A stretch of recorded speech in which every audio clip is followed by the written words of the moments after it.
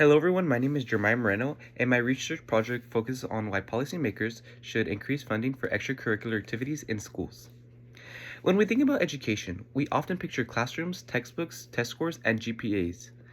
But real education isn't limited to what happens during regular school hours. Some of the most important and meaningful learning experiences happen outside of the classroom and in after-school clubs. On the playing field through music rehearsals, student councils, and community service projects. These are kinds of experiences that shape students and leaders, problem solvers, and engaged citizens. Extracurricular activities give students a chance to explore their interests and develop new skills and build confidence.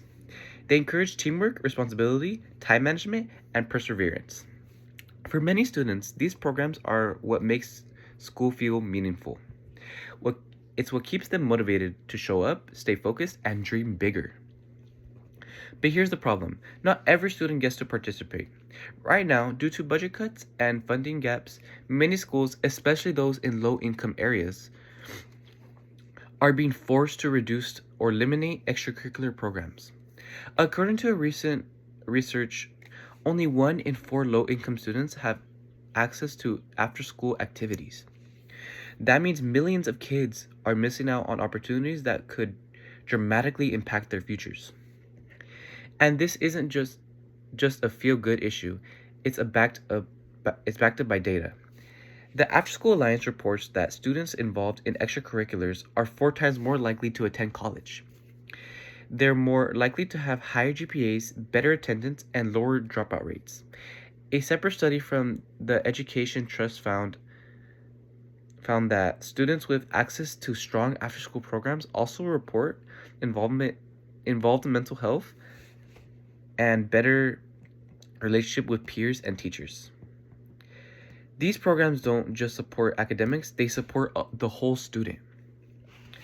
As some as someone who has seen the impact of extracurriculars firsthand, I believe this is more than a policy issue. It's a matter of equity and justice. All students, regardless of their zip code, family, income, or background, should have access to the same enriching experiences when we understand these programs. We're not just cutting costs, we're cutting off opportunities. That's why I'm calling for a clear solution. State and federal governments should increase funding for extracurricular programs by at least 15 to 20%.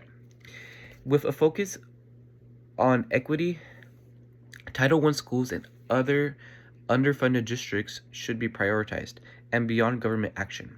Schools should actively seek out partnerships with community organizations like the YMCA, Boys and Girls Clubs, and local nonprofits to help expand access to and sustain these activities long term. My argument rooted in logos, pathos, and ethos. I use logos by sharing research, data, and funding trends to support my policy. I use pathos to focus on the emotional impact, the real stories of students who've been empowered by these programs, and use ethos by drawing from my own research and genuine concern for students who are being left behind.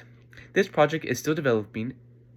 I'm currently looking into funding models from other states, reviewing education budgets, and collecting more first-hand accounts from students, teachers, and program leaders. My goal is to make this argument as strong and informed as possible because the stakes are very high.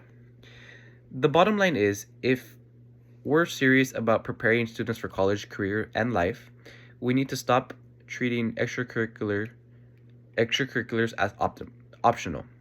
They're not just a nice bonus, they're a necessary part of a complete education. Thank you for listening, and I hope you'll consider supporting increased funding for programs that give students the chance to grow, lead, and succeed. Thank you.